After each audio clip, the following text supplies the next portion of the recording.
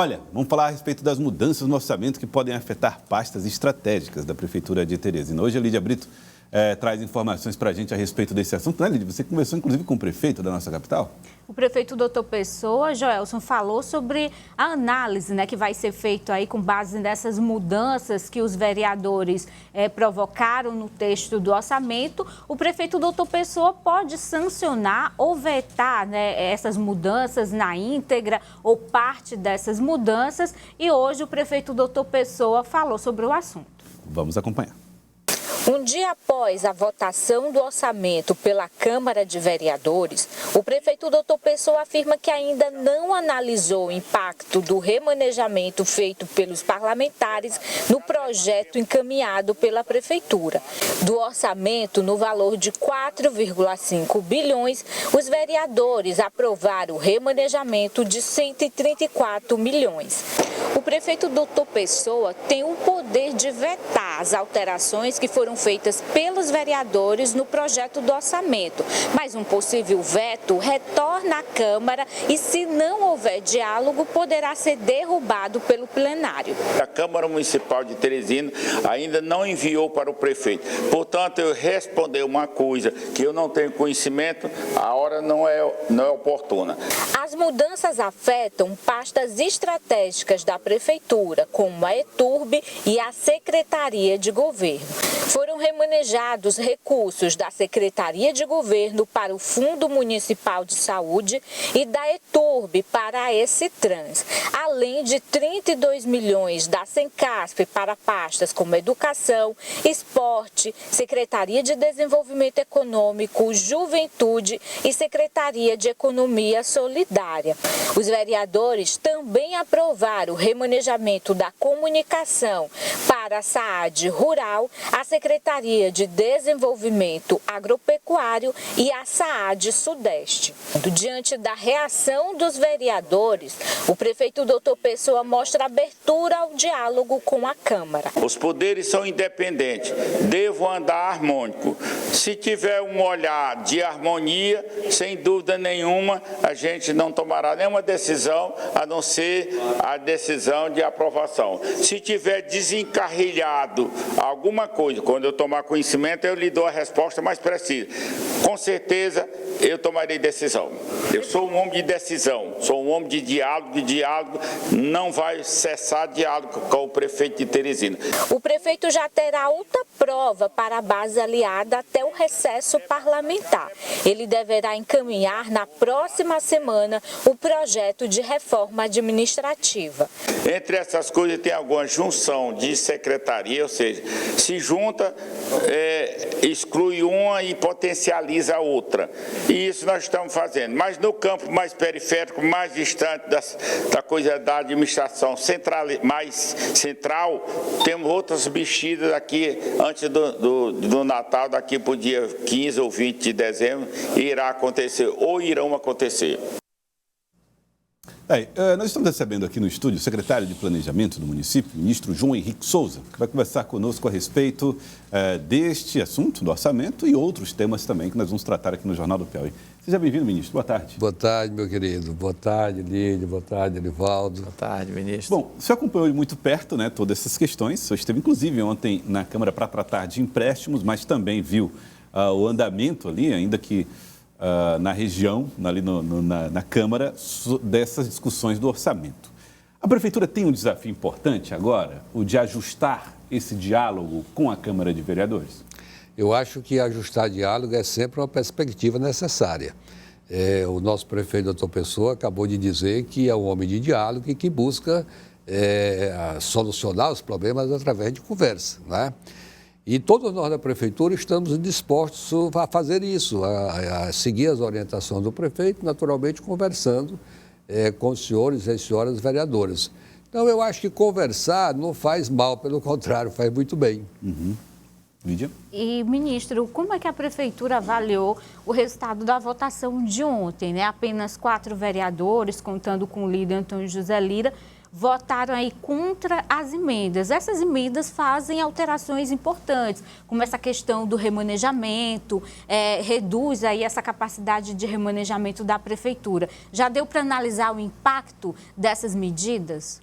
Bom, primeiro eu diria para você que não deu para analisar os impactos porque não chegou essa matéria ainda à prefeitura, não foi devolvida pela Câmara para apreciação do prefeito. Agora, o prefeito já nos determinou, principalmente a Secretaria de Planejamento, e nós estamos lá, digamos assim, de plantão, aguardando que essa matéria chegue, para que seja feita uma análise absolutamente normal e que possamos subsidiar o prefeito para a sua decisão de vetar ou não. Então, dentro disso, eu não diria para você que houve uma surpresa, porque essa conversa já vinha rolando de que haveriam essas modificações. Se nós tivermos que fazer o registro de uma surpresa, eu diria que foi o fato de que pela primeira vez aconteceu isso. O orçamento é uma peça técnica que é discutida praticamente durante todo o ano e discutida com todas as instituições da prefeitura.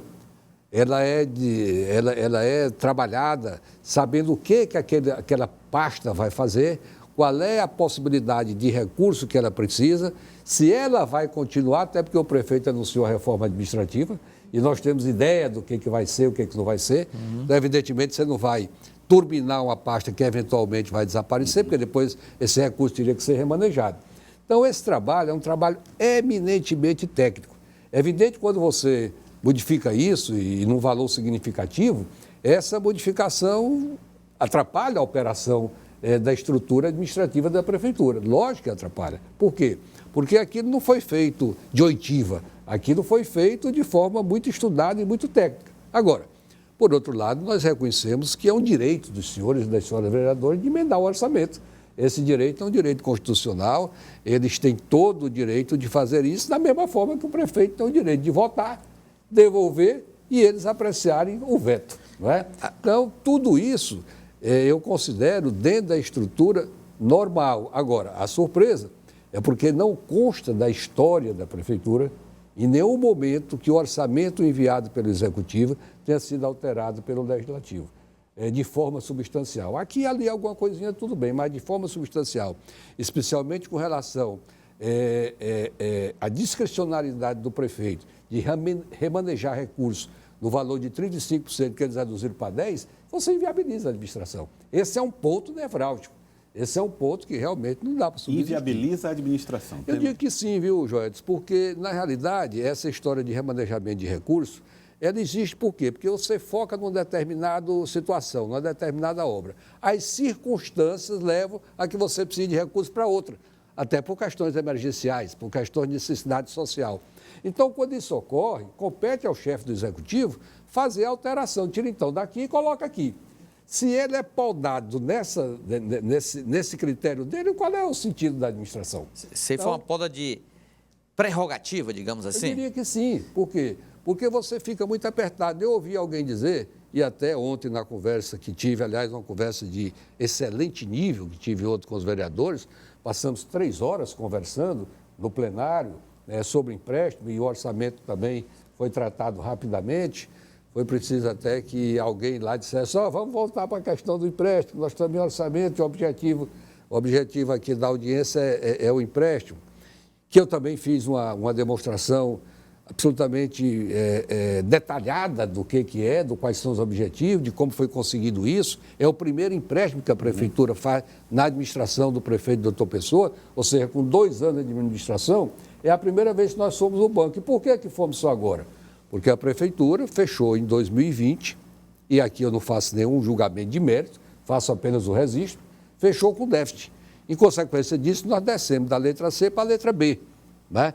E ao descermos para a letra B, nós ficamos inviabilizados de fazer empréstimo. Então, tivemos que gerenciar, através lá da Secretaria de Finanças, Dr. Robert, com muita parcimônia os recursos existentes, para que nós sobrevivêssemos até aqui e conseguíssemos novos recursos. A propósito de empréstimo, a Lídia conversou com o futuro presidente da Câmara, o presidente eleito, o Enzo Samuel, Lídia, e ele faz alguns questionamentos em relação a essa operação que está sendo proposta pela Prefeitura? É a nova operação, né? O ministro falava aqui da operação de 500 milhões, que já foi aprovada, mas tem um pedido de empréstimo de 250 milhões.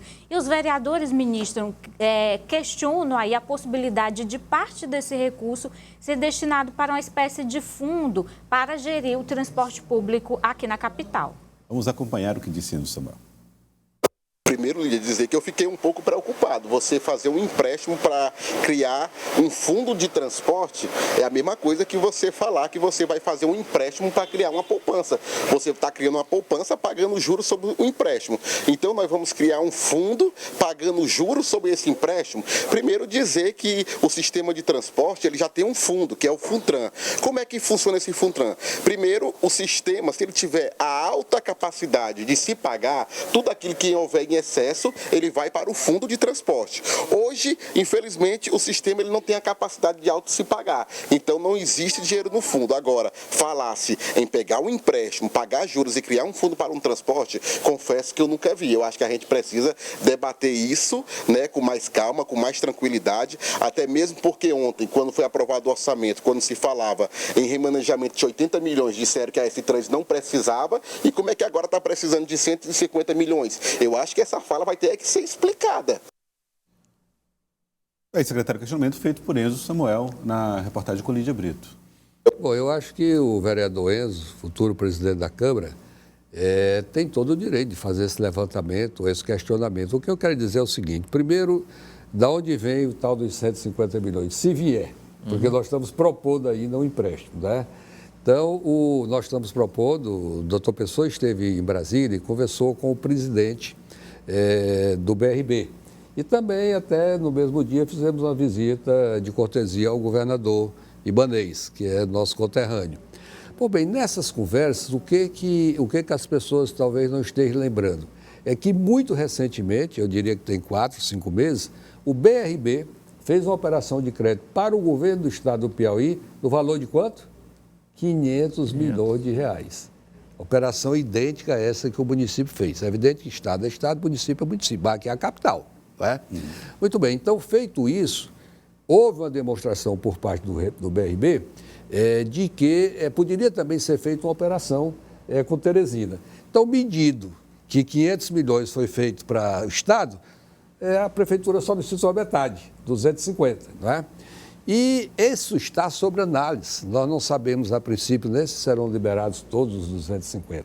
Agora, por que a prefeitura faz isso também? Por que ela vai buscar dinheiro? Eu vou depois chegar, até para atender o presidente Enzo, eu vou chegar à questão que ele ressaltou. A prefeitura vai buscar dinheiro para fazer obras, para fazer investimentos. Aqueles 500 milhões, nós fizemos 19 indicações de aplicações do recurso. Por quê? Porque a prefeitura não tem recursos para grandes investimentos. A prefeitura se mantém, ela paga a folha, não é? Ela paga os empréstimos, ela paga as obrigações que ela tem de água, luz e telefone, enfim, ela se mantém, e se mantém bem, não é? Agora, daí a fazer 500 milhões de investimento na capital, que isso também não é feito em 24 horas, isso não tem como, tem que buscar fora. Então, esses 250 milhões, a origem é essa que eu disse.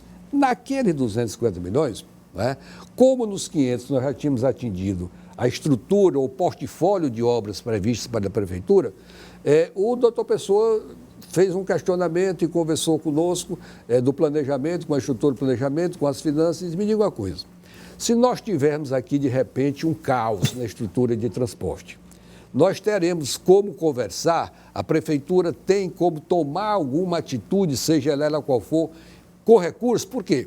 Porque você não consegue, em qualquer circunstância, principalmente circunstância muito difícil, buscar uma solução sem ter recursos na mão. Sem ter um dinheiro para bancar qualquer discussão, não é? Seja para alugar carro, seja para comprar ônibus, seja lá para que for. E você não consegue recursos com 24, 48 horas. Essa operação do Banco do Brasil, passei um ano negociando. Depois que o doutor Pessoa abriu a porta, que fez a reunião com o presidente do Banco do Brasil, daí eu passei um ano negociando, indo a Brasília, conversando, em Teresina, com a estrutura aqui da área de governo do Banco do Brasil aqui, para que fosse resolvida essa questão. Então, com o banco, com o BRB, nós estamos nessa mesma coisa, nós estamos em negociações e colocamos lá do 250 esses 150. Por quê? Porque, eventualmente, eu não sei se realmente virá 250, ou 200, ou 180, ou 210, eu não sei. Nós estamos com os dados que eles pediram da Prefeitura de Teresina sob análise, estamos lá. Né?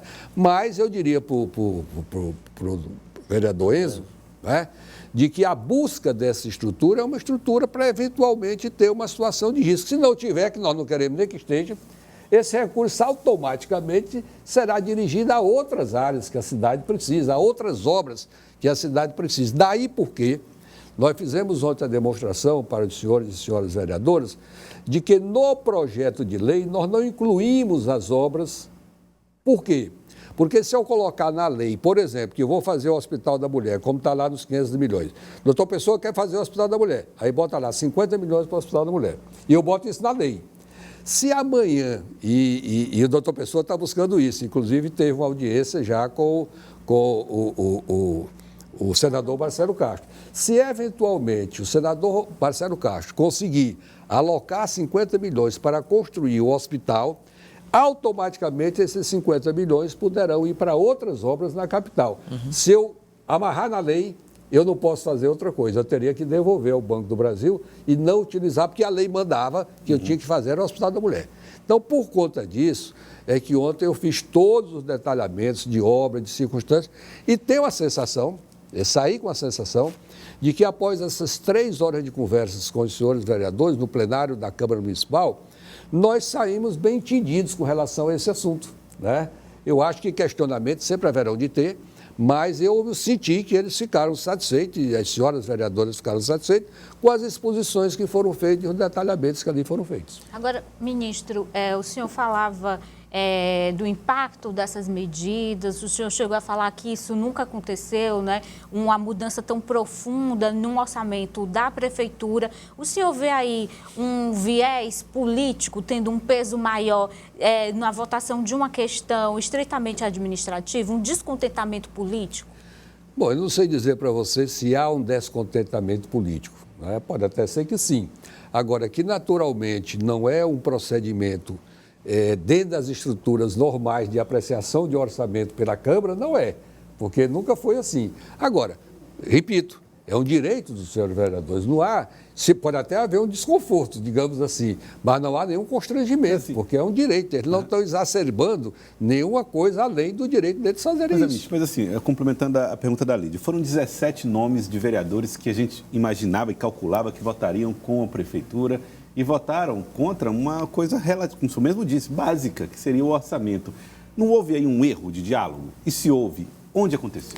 Isso é uma excepcionalidade, eu volto a dizer. Não é? Então, dentro das questões excepcionais, é preciso que você busque, eu diria até filosoficamente, o motivo delas.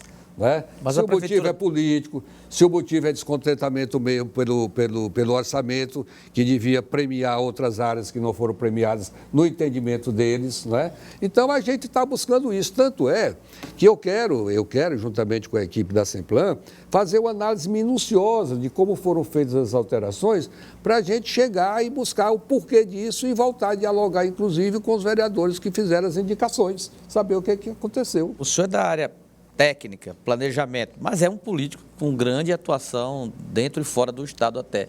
Os vereadores, a gente tem observado, reclamam pouca presença no poder municipal. O senhor confirma isso? Isso pode ser resolvido? Bom, eu acho o seguinte, que na realidade eu fui parlamentar durante 12 anos, parlamentar federal, e até ontem na conversa com ele disse, rapaz, se é difícil eleger deputado federal, imagine se eleger vereador, que é muito mais difícil. É uma eleição dificílima. É? É dificílimo, sem dúvida alguma. Vereadores, se você pegar o número de candidatos a vereadores para o número de vagas, a disputa é fortíssima. A disputa, você chega no bairro, tem 4, 5 candidatos disputando voto ali. Não é? Eu diria que é uma eleição extremamente difícil. Então, dentro disso, Edivaldo, é muito natural que os vereadores queiram fazer aquilo que eles podem de melhor fazer para as regiões que votaram nele, para as comunidades que votaram nele. Então, os vereadores têm, por exemplo, a emenda parlamentar, que é 1.100.000. Alguém declara que, em torno de R$1 milhão. Então, alguém declara de que essas emendas não estariam todas cumpridas com alguns vereadores. Né? O secretário de Finanças disse para mim, a secretária de Finanças, Aldemir, disse para mim que está tudo cumprido. Então, o que eu acho é que aí falta um pouco de diálogo, no sentido de dizer, meu amigo, me diga uma coisa, qual é que não está cumprida? Qual é o vereador que não cumpriu ou que a prefeitura não liberou a emenda? Porque aqui na casa eu procuro saber, não, aqui nós liberamos tudo. Chego lá na Câmara e disse, não, tem alguns que não foram. Então me digam quem é, que hora foi e qual que está faltando, para que nós possamos ajustar. Então eu acho que são pontos que precisam ser ajustados. Outra coisa que eu entendo, e conversei com o doutor Pessoa, e o doutor Pessoa que cedeu. Eu acho que desses recursos que nós tivemos em empréstimo, os vereadores deveriam eles próprios, dentro de um limite que nós possamos discutir, apontarem obras a serem feitas nas suas regiões. Eu acho isso absolutamente natural, eu fui parlamentar e sempre busquei isso. Hoje os parlamentares que têm as suas emendas, você sabe que eles criaram até um outro orçamento porque acham pouco as emendas. E olha, Lídia, quando eu fui deputado era 2 milhões por ano, agora é 17. E a turma ainda acha pouco, entendeu? Então tem que fazer. Então a busca por espaço por parte dos vereadores é necessária. E aí eu tenho que ter uma discussão. Agora o que eu acho é o seguinte, nessa busca de espaço também tem uma definição política. Quem está com o prefeito, está com o prefeito. Quem não está com o prefeito, está na oposição. E nisso nós temos que discutir qual é o tamanho de um lado e qual é o tamanho de outro. Tenho eu a sensação que o prefeito, doutor Pessoa, a prefeitura, tem todas as condições de conversar e ter do seu lado o maior número. Agora, ficou claro aí nessa votação que tem gente dentro da base que não está do lado do prefeito, está agindo como oposição? Eu diria que, volto a repetir o que eu estava dizendo para vocês, eu acho que todos buscam, e isso é absolutamente natural, todo mundo quer um pouco mais de espaço.